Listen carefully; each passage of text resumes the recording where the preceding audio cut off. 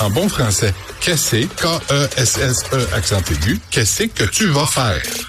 Peux-tu arrêter de niaiser? Ben non, faut pas les contrarier, ça a complètement dégénéré. La rencontre du Trizac-Dumont. Hey, tente-moi pas. Bonjour Benoît, bon début de semaine. Salut Mario. On vient t'entendre c'est dire gentil ça. Oui. Qu'est-ce qui est C'est gentil? gentil de souhaiter une bonne journée à la FTQ Construction. Oui. Je trouve ça sympathique. Comment tu juges leur stratégie d'attaquer le journal, le bureau d'enquête avec des mises en demeure, puis ne publiez pas ça, on vous menace de poursuite, c'est du harcèlement. C'est très bon. C'est très bon. Voilà le résultat. Tu t'en as parlé. Là, c'est rendu que la FTQ Construction veut dicter les normes journalistiques au Québec.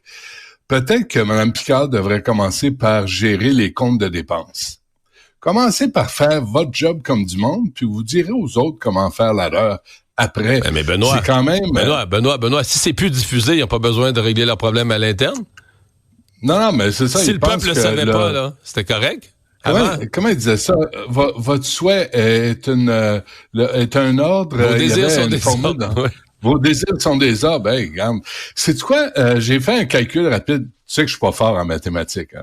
Tu le sais. Fait que ris pas de moi. Mais tu peux être premier ministre quand même. Ça te t'exclut pas. Ah, sacrément, oui. Lui pis sa carte de crédit qu'on va payer. Juste là-dessus, on parle de pick-up à 80 000 hein? Ouais. Il y a fois 13. Fois 13. Mm-hmm. Ça fait 1 40 000 Ouais, mais la légende. Le courage, la légende. Ram. Oh, ça, c'est rassurant. Les bottes de travail, le casque dur, puis les verres de whisky à 55 piastres. Je pense qu'ils ont pris le RAM 1500 parce qu'il est gros. Il est gros. Ça emmène large. Ça compense. Mais surtout qu'ils ont des porte-gobelets assez gros pour leur verre de whisky à 55 piastres. Mais non, pas en conduisant, Benoît, là. Ah oui, en conduisant. Ah, certainement. Il y a pas de règle qui s'applique à eux. Je te rappellerai ce que Bernard Rambaud-Gauthier me disait en entrevue. Il dit, nous autres, sur la Côte-Nord, là, toute cette gang-là, le Bois-Joli, toutes ces petits là, l'ancienne gang de Jocelyn Dupuis qui s'est fait pogner des comptes de dépenses aussi astronomiques et illégaux, ils les ont jamais vus sur la Côte-Nord. Fait que je sais pas où ils vont. Je sais pas s'ils vont en chasse. Je sais pas s'ils vont dans le Maine. Je sais pas ce qu'ils font avec leur pick-up. Je ne sais pas si c'est toujours pour la job ou s'ils rapportent à la maison la fin de semaine. Non, ça c'est écrit, ça c'est dans l'article. Là. C'est un véhicule fourni, là, donc c'est pas juste pour la job. Il y a un des syndicats, je pense que c'est la STN, la CSN, bon, eux autres ils ont 2 pick-up. La CSN a 2 pick-up, mais c'est juste, tu sais, ils sont loués puis ils les prennent pour aller à des fonctions. Mais dans le cas de la FTQ, ils ont 13 officiers qui ont un véhicule fourni. Donc, pour l'ensemble de ta vie, là, autant pour ton travail que... À ce moment-là, c'est un avantage imposable. Faut que tu le mettes sur le rapport d'impôt comme un avantage imposable, mais ça fait partie de tes avantages liés au travail. Tu as le véhicule fourni. Ouais, Mme Picard est décevante là-dedans. Hein? Mme Picard démontre pas... Mais moi, Bernard Gauthier m'a dit que c'est Bois-Joli qui l'a placé là, à la tête de la FTQ. Puis c'est décevant. Tu sais, tu la rencontres, puis tu sais, elle est allée remplir les gens au 98.5, puis nous, quand on a une information, on la donne aux journalistes. Ben non, elle donne rien aux journalistes. Ben oui, elle fait partie de la clique. Ben oui, ils pigent dans les cotisations. 70 000 cotisants. Hey, c'est de l'argent, ça, à chaque mois qui rentre. Mais c'est parce que Benoît s'est présenté en arrivant, Mme Picard, mettons, face à François Legault ou aux réformes que la CAQ voulait faire ou aux négociations du secteur public. Elle s'est présentée comme une femme très forte, là, prête à affronter le gouvernement au complet, puis Legault n'a pas peur de lui. Mais là, tu dis, OK, c'est parce que si t'es forte de caractère, puis effectivement, c'est l'image qu'elle dégageait, faut que ça s'applique à l'interne. Faut que tu sois forte de caractère pour faire le ménage dans ta propre boîte avant de dire à toute la société les lois qu'on devrait changer puis les réformes qu'on devrait faire, là. Qu'est-ce qu'elle avait dit à propos de Pierre Poilievre? Tu sais, je pense, elle était allée, je pense. Ouais. Non, mais elle était allée à Paul Larocque, là, tu sais, puis elle avait commencé à insulter Pierre Poilievre. Là, tu te dis, attends une seconde, là, tu sais, t'arrives. Ça me fait penser à la FAE qui engage des coins-coins pour contester la loi 21. Tu sais, les syndicats devraient se ramasser, là, puis commencer à s'occuper de leur boîte, et la FAE je vous le rappelle, qui part en grève sans fonds de grève pour les enseignantes, que les syndicats s'occupent de leurs oignons, puis la soupe va être meilleure. Ouais. Ben, avait dit Poilievre, que t'avais dit qu'il avait abandonné les travailleurs, qui étaient épeurants, et tout ça. Mais une des raisons pourquoi les syndicats détestent les conservateurs, tu te souviens pourquoi, là? La loi qu'avait fait adopter Stephen Harper, puis Poilievre était dans son cabinet. Une loi sur la transparence des dépenses syndicales. On voulait forcer la présentation des rapports publics. Et Justin Trudeau s'y était engagé. Puis c'est les deux premiers gestes que Justin Trudeau a fait en arrivant au pouvoir. Là, il a donné 750 millions à Radio-Canada. Puis il a enlevé la loi sur la transparence syndicale. Un autre. Les trois premiers gestes. La loi sur les Oui, vas-y. On vient au pick-up, là. La loi reddition de compte des conseils de bande. C'est vrai, t'as raison. Ça allait ensemble, oui, c'est vrai. Tout ensemble, reddition de compte. Alors, quand tu payes un pick-up à 80 000, que moi, je me paye pas, je gagne bien ma vie, là. Je suis pas capable de me payer ça, là. Je pense quand c'est pas toi qui payes, quand c'est les contribuables ou quand c'est les syndiqués, les travailleurs, tu devrais rendre des comptes. Mais Justin, il peut-tu partir? Trudeau, lui, il a mis fin à ça en arrivant. Fait que voici ce que ça donne. Il avait promis pour avoir le vote des syndicats, puis avoir l'appui des syndicats dans sa campagne. Ça a marché. Hey, Montréal. Bon, je sais, là, c'est la tempête, c'est la plus grosse du siècle, puis... Mais... Ça déneige pas vite. Ben, Benoît, il y a la moitié... Attention à ce que tu vas dire. Non, mais il y a beaucoup d'arrondissements qui n'ont pas la moitié de la neige de ramasser, sérieusement, là. Le 8 jours. Selon le...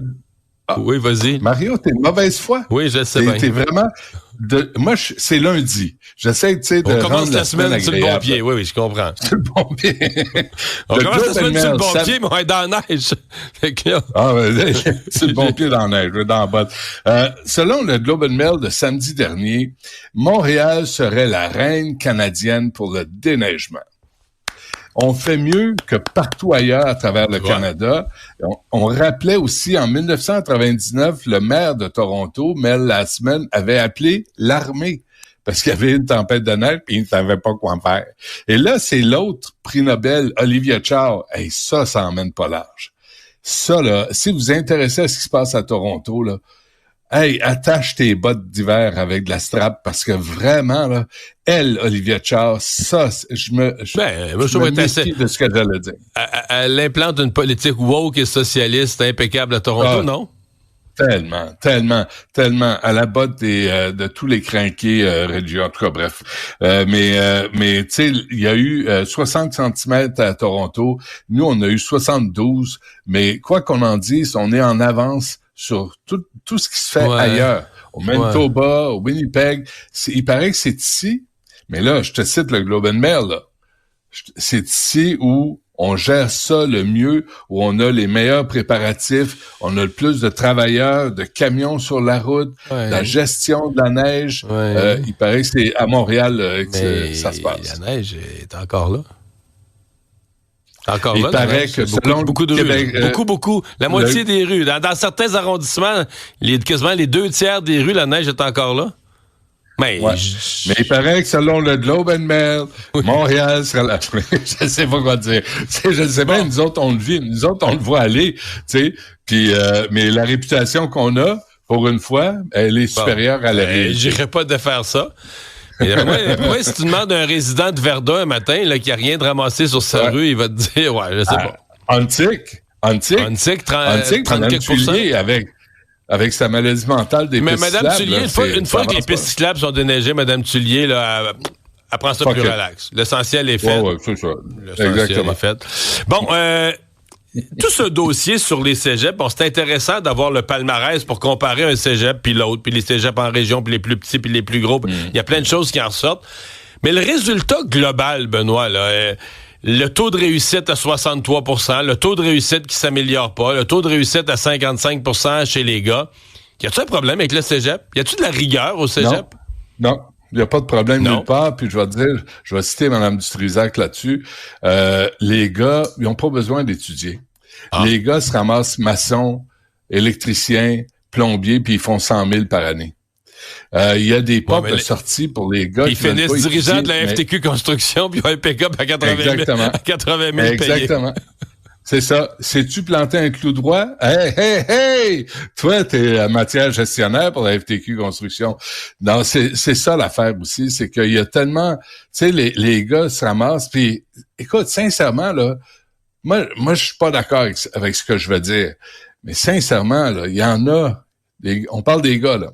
Je t'ai parlé de Chapeau les filles, l'historique, tout ça, je veux pas revenir là-dessus, mais il y a des gars qui étudient longtemps et fort, puis ils se ramassent avec des jobs de 32 000 par année, tu sais. C'est un paradoxe de notre société.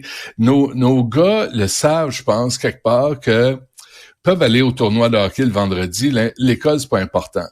Puis là, ils se revirent de bord, puis ils se rendent compte que s'ils font des jobs de bras, qui sont des jobs honnêtes et très, très valables. Importante, essentielle. Hey, regarde l'École bleue à Québec. 93 000. Ah, j'en veux pas. C'est pas assez. Sérieusement? T'as combien d'études? Combien d'années d'études? Puis va voir tous ceux qui étudient en sociologie, puis ils font les chargés de cours, ils font combien? Ils crèvent de faim. Ça, nos intellectuels au Québec gagnent pas leur vie, mais les gars qui utilisent leurs bras, ils la gagnent très bien. Fait que moi, je pense que c'est une piste d'explication pourquoi les gars se cassent pas la tête avec le cégep. Ils voient qu'il y a des jobs qui s'ouvrent. Au cégep, t'arrives là à 19 ans, tu sais, 18, 19 ans, 20 ans. Tu fais application, tu te ramasses avec un job à 60 000 pour commencer. Tu te dis, boy, il y a quelque chose là pour moi. Et tu dis, au Yable Cégep. Hey, Benoît, à demain. Ouais. Salut.